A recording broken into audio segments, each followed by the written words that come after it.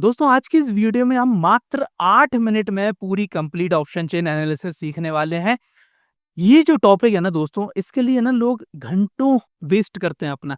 उसका रीज़न पता क्या है? क्योंकि ऑप्शन चेन अब आप खोल के देखोगे, तो वहाँ पे आपको बहुत सारी ऐसी चीज़ें देखने को मिलेंगी जो बिल्कुल भी काम की नहीं है। अगर आप उन पे टाइम वेस्ट करोगे तो ये आपकी बुद्धि और आपका टाइम का पूरा वेस्टेज हो जाएगा।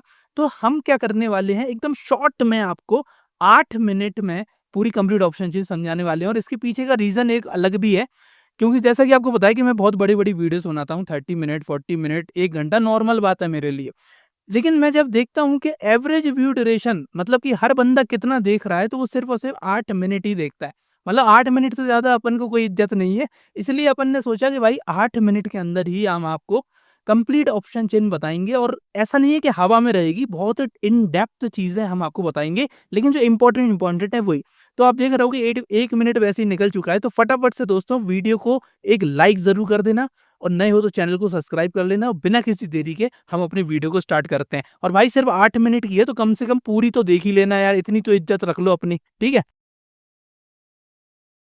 तो उसके लिए आपको सर्च करना है दोस्तों सेंसिबल ऑप्शन चेन। जब आप सेंसिबल ऑप्शन चेन सर्च करोगे ना, तो मैं आपको बता देता हूँ कि जो डेटा है ना हमारा, वो एनएससी की वेबसाइट से ही लिया जाता है। ऐसा नहीं है कि कहीं और से डेटा आए। सारी ऑप्शन चेन का जो डेटा है वो नियरली सेम ही होता है। तो सेंसिबल क्या है कि एक फ्री ऑप्शन है। मतलब कि किसी के पास डीमैट अकाउंट नहीं है, तो वो भी वहाँ से देख सकता है बड़े आसानी से। तो इसीलिए हमने सेंसिबल का यहाँ पे चुनाव किया है। तो जैसे ही आप ऑप्शन चेन खोलोगे ना, तो 3 ऑप्शन यहाँ पे आपको देखने को मिल जाएँगे। एक है एलटीपी व्यू मतलब कि एकदम छोटी-सी सिकुड़ी-सी ऑप्शन चेन। दूसरा ग्रीक्स व्यू रहेंगे जिसमें बहुत सारा डेटा आ जाएगा और एक होता है ऑल कॉलम व्यू, इसमें और ज़्यादा डेटा आ जाएगा। तो हमको जाना है सबसे पहले एकदम जो सबसे छोटी ऑप्शन चेन है इसमें, उसमें एलटीपी व्यू में।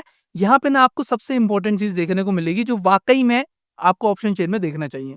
तो उससे पहले मैं आपको बता दूँ, थोड़ा-सा ओवरव्यू देना चाहूँगा कि ये जो निफ्टी है, अभी आप देख रहे हो कि मार्केट क्लोज़ हो गई है 24,168 रुपए पे।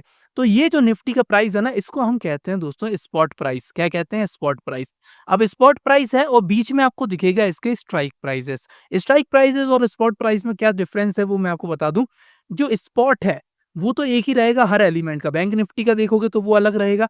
स्ट्राइक प्राइसेस क्या है कि आप अलग-अलग स्ट्राइक प्राइसेस के प्रीमियम खरीद सकते हो, जो कि आपको ऑप्शंस खरीदने और बेचने वाली जो बात होती है ना, वो स्ट्राइक प्राइस ही होती हैं। तो आप देखोगे निफ्टी में क्या है कि 50-50 की जो स्ट्राइक प्राइसेस हैं, इसका गैप होता है। बैंक निफ्टी एक बड़ा इंडेक्स है, 44,000 45,000 पे चलता है, तो उसमें 100 का डिफरेंस है। सेंसेक्स में भी 100-100 पॉइंट का यहाँ पे डिफरेंस है। तो मेन चीज़ क्या है? ये मेन चीज़ ये नहीं है, मेन चीज़ ये दिख रही होगी आपको, यहाँ पे कुछ येलो पार्ट आपको दिख रहा है और यहाँ पे एक ग्रे पार्ट दिख रहा है, ठीक है? अब ये येलो पार्ट और ग्रे पार्ट है ना, ये सबसे इम्पोर्टेंट चीज़ होती है। इसको हम कहते हैं दोस्तों आईटीएम, ओटीएम और एटीएम। अब ये क्या होता है वो मैं आपको फटाफट से बताने की कोशिश करूँगा। ये जो येलो पार्ट है, इसका मतलब क्या है कि ये इन द मनी ऑप्शंस है। मतलब कि ये ऐसे ऑप्शंस हैं, ऐसी प्रीमियम है, ऐसी स्ट्राइक प्राइसेस हैं, जो हमारे स्पॉट के अंदर है, मतलब कि सेफ माने जाते हैं। कंसिडर जनरली सेफ माने जाते हैं। दूसरे ये जो आउट ऑफ द मनी वाले ऑप्शंस हैं, ये हमारे अभी पहुँचना बाकी है। अभी आप देख रहे होगे निफ्टी हमारी 24,000 समथिंग चल रही है, 24,168। अब यहाँ पे अगर मैं थोड़ी नीचे की उठाऊँ जैसे 24,600 की, तो आप देख रहे होगे निफ्टी को अभी 24,600 पे जाने के लिए 400-500 पॉइंट की ज़रूरत पड़ेगी। तो अभी तो वो गई नहीं है। तो यहाँ का अगर हम ऑप्शन खरीद लें और मार्केट वहाँ तक ना पहुँच पाई, तो क्या होगा? हमारा सीधा-सीधा लॉस हो जाएगा, पूरा पैसा हमारा हो जाएगा ज़ीरो। इसीलिए एट द मनी ऑप्शंस बहुत ज़्यादा रिस्की होते हैं, लेकिन ये भी आपको समझना पड़ेगा किन लोगों के लिए। At the money options option buyer के लिए रिस्की होते हैं, क्योंकि वहाँ पे सिर्फ़ और सिर्फ़ टाइम वैल्यू है, कोई इंट्रिंसिक वैल्यू नहीं है। लेकिन वहीं ऑप्शन सेलर के लिए एट द मनी ऑप्शन कोई वरदान से कम नहीं है, पूरा का पूरा पैसा वो एट द मनी में ही कमाते हैं, क्योंकि यहाँ पे क्या है, पूरा का पूरा जो प्रीमियम है वो ज़ीरो हो जाता है और ऑप्शन सेलर की कमाई प्रीमियम से ही होती है। इतना पॉइंट आपको समझ में आया? इसके बाद आप देखोगे कि एक पॉइंट और इम्पोर्टेंट है, यहाँ पे 2 चीज़ें आपको दिख रही होंगी, एक है ओआई और एक है ओआई चेंज। अब ये क्या होता है, ये फटाफट से आप समझ लो। ओआई का मतलब होता है दोस्तों ओपन इंटरेस्ट, मतलब कि कितनी पोजीशन ओपन है, मतलब कि कितने कॉन्ट्रैक्ट यहाँ पे ओपन है। जैसा कि आपको पता है कि यहाँ पे ऑप्शन चेन एक ज़ीरो सम गेम है। यहाँ पे क्या होता है कि 2 बंदे हैं हमारे, एक है ऑप्शन बायर और एक है ऑप्शन सेलर। जब एक ऑप्शन बाइंग करेंगे हम, तो कोई ना कोई सेल करेगा, तो एक कॉन्ट्रैक्ट हमारा बन जाएगा, ठीक है?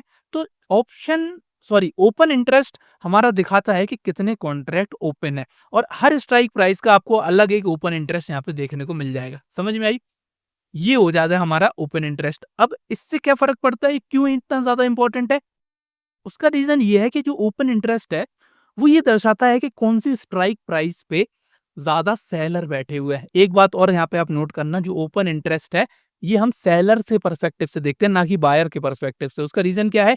क्योंकि दोस्तों जो बायर है, वो कभी भी एक नई पोजीशन क्रिएट नहीं कर सकता, जबकि ऑप्शन सेलर, जिसको हम ऑप्शन राइटर भी कहते हैं, वो एक इनिशियल पोजीशन सेलिंग की डाल सकता है। समझ में आई? तो सेलर्स के पर्सपेक्टिव से इसलिए इंपॉर्टेंट है क्योंकि सेलिंग करते हैं दोस्तों मोटे पैसे वाले लोग, इंस्टीट्यूशन लोग, हेज फंड, ये सारे लोग सेलिंग करते हैं जिसके पास बड़ा पैसा है। क्योंकि अगर आप एक ऑप्शन बाय करोगे तो निफ्टी में आज की डेट में 10 से 15,000 रुपए के बीच में आप एक ऑप्शन बाय कर लोगे। वहीं दूसरी तरफ एक लॉट ऑप्शन सेल करने के लिए आपको कम से कम 1.5 लाख रुपए तक देना पड़ेगा। समझ में आई? तो इसीलिए सेलर्स के पर्सपेक्टिव से हमारी ऑप्शन चेन इंपॉर्टेंट होती है। जितना भी डेटा आप देखोगे ना, ये सारा सेलर्स के पर्सपेक्टिव से ही है। तो ओपन इंटरेस्ट ये दर्शाता है कौन सी स्ट्राइक प्राइस पे सेलर बैठे हुए हैं, और सेलर बैठने का मतलब क्या है कि वो वाली स्ट्राइक प्राइस हमारी एक सपोर्ट या रेजिस्टेंस की तरह काम कर सकती है।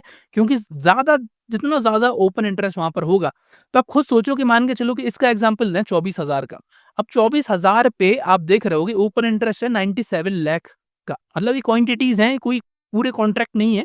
क्योंकि अलग अलग ऑप्शन चेन में आपको क्या है, कॉन्ट्रैक्ट्स और क्वांटिटीज में थोड़ा सा डिफरेंस मिलेगा। मेन चीज क्या है कि सबसे ज्यादा होना चाहिए, चाहे भले क्वांटिटीज हो चाहे कॉन्ट्रैक्ट हो।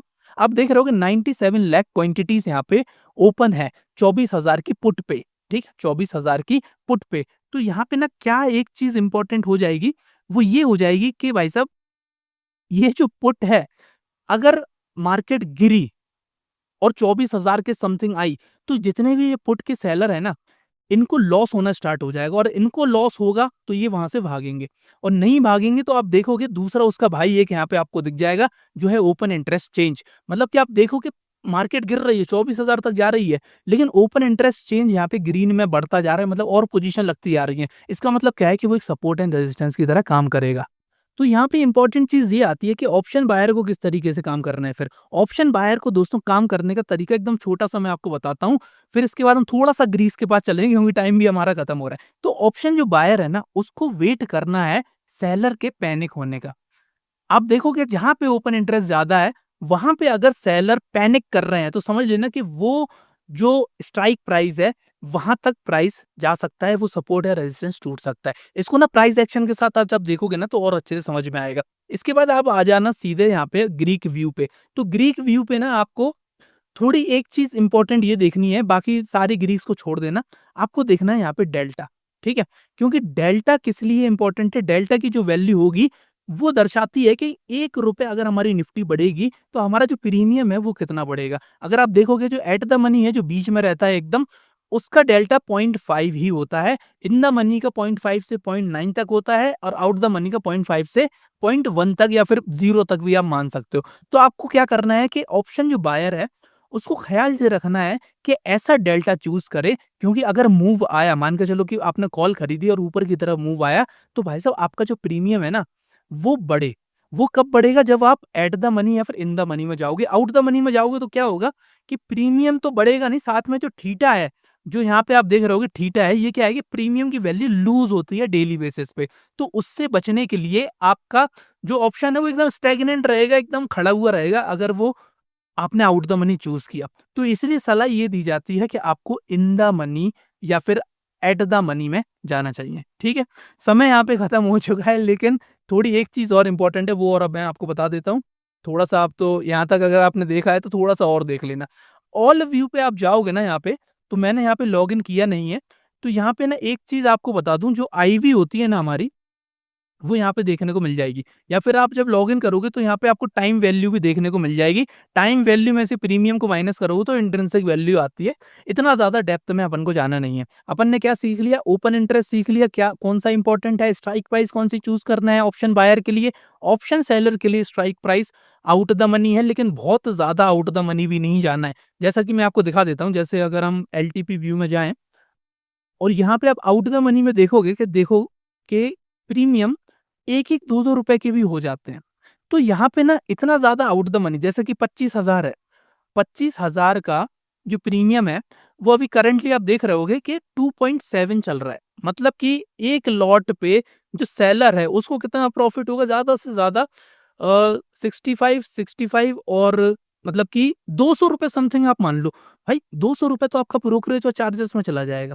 तो ये गलती आपको कभी नहीं करना है अगर आप एक ऑप्शन सेलर हो, आउट ऑफ द मनी में कभी नहीं जाना, ठीक है? क्योंकि आउट द मनी में आप गए, ये ₹2 का प्रीमियम अगर ₹10 भी हो गया तो आपका 3 गुना यहाँ पे लॉस हो जाएगा, समझ में आई? यहाँ तक कि अनलिमिटेड लॉस होने के भी चांस हैं, क्योंकि जैसा कि जैसे एकदम से सडन मूव आएगा ना, तो जो डेल्टा है ना, उसकी वैल्यू चेंज होगी। आउट ऑफ द मनी वाले इन द मनी में जाना स्टार्ट करेंगे और उनकी जो डेल्टा है, उससे बहुत फास्ट मूव आता है, जिसको हम गामा ब्लास्ट भी कहते हैं। गामा ब्लास्ट के ऊपर एक सेपरेट वीडियो हम ज़रूर बनाएँगे। आज का जो था वो तो कंप्लीट हो चुका है, लेकिन और भी हम देख लेते हैं कि कोई इम्पोर्टेंट चीज़ तो नहीं रह गई। ऑप्शन बायर्स के पर्सपेक्टिव से एक बात और कर लेते हैं, क्योंकि जितनी भी ऑडियंस है हमारी, वो मोस्टली ऑप्शन बाइंग करती है। तो ऑप्शन बायर्स के पर्सपेक्टिव से आपको क्या करना है, आउट ऑफ द मनी में आप जा सकते हो, लेकिन इतना भी ज़्यादा नहीं जाना है। आउट ऑफ द मनी में आप ज़्यादा से ज़्यादा 2 या 3 स्ट्राइक प्राइस छोड़ के जा सकते हो। क्योंकि क्या है ना कि एक्सपायरी के pass out of the money का जो प्रीमियम है ना, बहुत जल्दी लूज़ होगा। तो आउट ऑफ द मनी में आप जा सकते हो जब आपका नया कॉन्ट्रैक्ट स्टार्ट हो, जैसा कि आपका वेडनेसडे, थर्सडे वाले दिन आप आराम से जा सकते हो, ट्यूसडे को एक्सपायरी होती है। ठीक है? तो आई होप दोस्तों आपको वीडियो पसंद आई होगी। अगर वीडियो पसंद आई होगी तो एक वीडियो को लाइक कर देना, और जितना भी समझाने की कोशिश किया है तो ठीक है, क्या कर सकते हैं, कोई बात नहीं, अब किसी दिन बड़ी वीडियो भी बनाएँगे। अगर आप चाहते हैं कि बहुत बड़ी एक मास्टर क्लास बनाई जाए, तो 3 से 4 घंटे की एक लाइव हम सेशन करने की सोच रहे हैं कि अगर आप चाहते हैं कि हम यूट्यूब पे एक लाइव ऑप्शन चेन के बारे में पूरा आपको सिखाया जाए, तो आप कमेंट में लाइव लिख सकते हो, वरना कोई दिक्कत नहीं है। यहाँ तक देखने के लिए बहुत-बहुत धन्यवाद आपका।